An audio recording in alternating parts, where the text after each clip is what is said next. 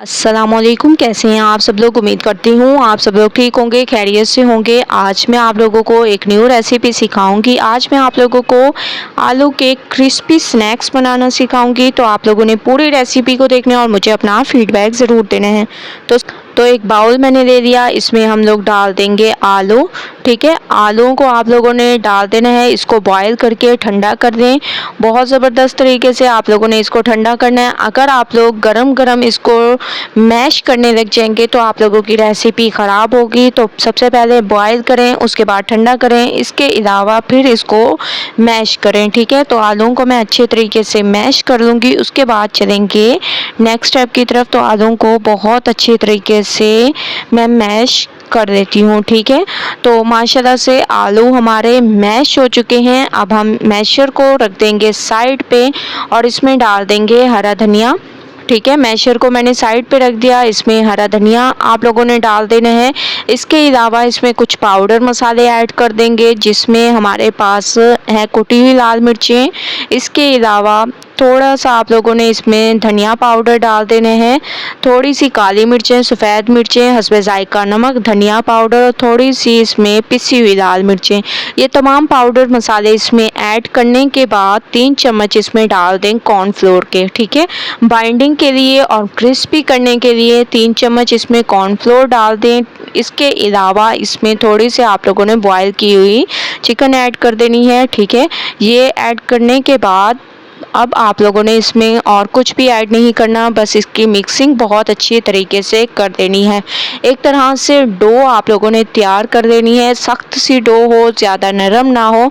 अगर आप लोगों को लगे कि कॉर्नफ्लोर कम यूज़ किया है तो थोड़ा सा मज़ीद भी आप लोग यूज़ कर सकते हैं, लेकिन 3 चम्मच काफ़ी हैं मेरे लिए। तो 3 चम्मच काफ़ी हैं। ये देखिए माशाल्लाह कितनी ज़बरदस्त तरीके से मैं इसकी मिक्सिंग कर रही हूँ। तो आप लोगों ने इसकी मिक्सिंग कर देनी है। जब ऐसे मिक्सिंग कर दें उसके बाद इसमें 1 चम्मच ऑयल ऐड कर दें। ठीक है, 1 चम्मच मैं इसमें ऑयल डाल रही हूँ और इनको आप लोगों ने बहुत अच्छी तरह से ऑयल में मिक्स कर देना है। ठीक है, तमाम मसाले में ऑयल मिक्स कर दें। इसके बाद इसको 10 मिनट के लिए आप लोगों ने रखना है। उसके बाद चलेंगे नेक्स्ट स्टेप की तरफ। तो 10 मिनट के लिए मैं इसको रख दूँगी, उसके बाद नेक्स्ट स्टेप की तरफ चलेंगे। ठीक है, तो माशाल्लाह से आप लोग देख रहे होंगे कि 10 मिनट हो चुके हैं। बहुत ज़बरदस्त तरीके से ये हमारे तैयार है डो। अब हम इसके स्नैक्स तैयार करेंगे। सबसे पहले आप लोगों ने थोड़ा सा हाथों पर ऑयल लगा लेना है, उसके बाद थोड़ा थोड़ा आप लोगों ने यहाँ से लेते जाना है मसाले को और इसको मैंने साइड पे कर दिया बाउल को और एक प्लेट रख दी। इसके बाद ऐसे शेप्स आप लोगों ने तैयार कर दी है स्नैक्स की, बहुत ही अमेजिंग तरीके से और बहुत ही क्रिस्पी ये तैयार होंगे। आप लोग इसको इस तरीके से तैयार करें। ये देखिए बहुत जल्दी तैयार होने वाले टी टाइम स्नैक्स हैं। आप लोग इसको चाय के साथ इंजॉय कर सकते हैं, शाम की चाय के साथ, या ऐसे ही आप लोग बच्चों को लंच बॉक्स में दे सकते हैं। बच्चे भी खुश हो जाते हैं ऐसे स्नैक्स खाकर। ठीक है, तो ऐसे तमाम मैं तैयार कर लेती हूँ, उसके बाद फिर मैं आप लोगों को नेक्स्ट स्टेप की तरफ लेके चलूँगी। तो तमाम स्नैक्स मैंने तैयार कर लिए हैं, आप लोग देख रहे हैं। अब हम इनको करेंगे फ्राई। ठीक है, फ्राई करने का भी मैं आप लोगों को तरीका बता रही हूँ कि ऑयल को अच्छे तरीके से आप लोगों ने गरम करना है। ठीक है, ठंडे ऑयल में अगर आप लोगों ने डाला तो तमाम मसाला जो है हमारा फैल जाएगा, तो बहुत ज़्यादा गरम ऑयल होना चाहिए।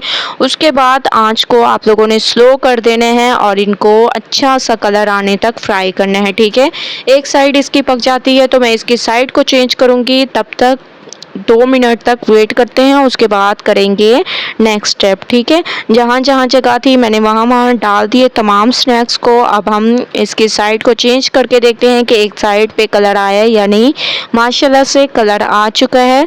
तो तमाम स्नैक्स हमारे तैयार हो चुके हैं। आप लोग देख रहे होंगे कितना खूबसूरत सा कलर आया है। तमाम को मैं निकाल लेती हूँ, उसके बाद फिर चलते हैं इसकी फाइनल लुक की तरफ। तमाम स्नैक्स मैंने निकाल लिए हैं। अब हम इसको प्लेट में रखते हैं और माशाल्लाह से बहुत ही क्रिस्पी ये हमारे स्नैक्स तैयार हुए हैं और तकरीबन 5 मिनट लगे होंगे इन स्नैक्स को तैयार करने में। तो आप लोग इसको केचप के साथ एंजॉय कर सकते हैं शाम की चाय में।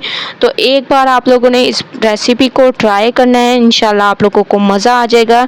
रेसिपी पसंद आए लाइक करें, ज़्यादा से ज़्यादा शेयर करें। इंशाल्लाह कल न्यू रेसिपी के साथ हाजिर होंगी, तब तक के लिए अल्लाह हाफिज़।